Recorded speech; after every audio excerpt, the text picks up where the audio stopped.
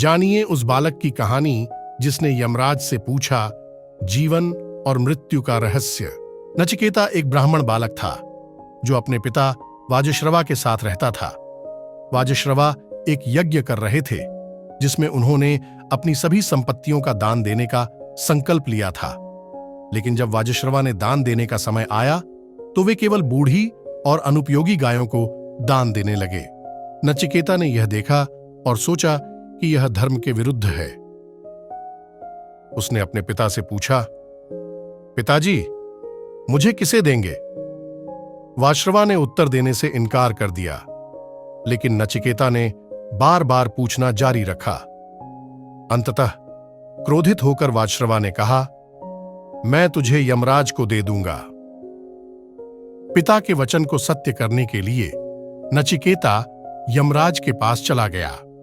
जब वह वहां पहुंचा तो यमराज अपने निवास पर नहीं थे। नचिकेता 3 दिन और रात यमराज के द्वार पर बिना भोजन और पानी के प्रतीक्षा करता रहा। जब यमराज लौटे तो उन्होंने बालक को देखा और उसे अपने द्वार पर प्रतीक्षा करते हुए देखकर दुखी हुए। उन्होंने नचिकेता से कहा, तुम्हारी प्रतीक्षा के कारण मैं तुमसे प्रसन्न हूं।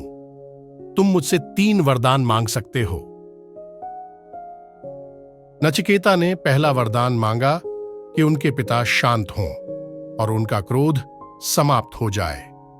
यमराज ने इसे तुरंत स्वीकार कर लिया।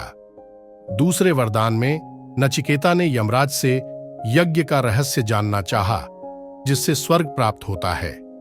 यमराज ने उसे यज्ञ की विधि बताई और वह भी वरदान पूरा किया। तीसरे वरदान में नचिकेता ने यमराज से जीवन और मृत्यु का रहस्य जानना चाहा। यमराज ने पहले इस प्रश्न को टालने की कोशिश की, लेकिन नचिकेता के दृढ़ निश्चय को देखकर अंततः यमराज ने उसे आत्मा, पुनर्जन्म और मोक्ष के गहरे रहस्यों के बारे में बताया।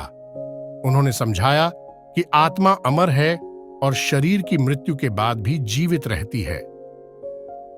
यह कहानी हमें सिखाती है कि सच्चे ज्ञान और सत्य की खोज में धैर्य और दृढ़ता आवश्यक है। नचिकेता की जिज्ञासा और तपस्या ने उसे आत्मा और जीवन मृत्यु के रहस्यों का ज्ञान प्राप्त करने में सक्षम बनाया।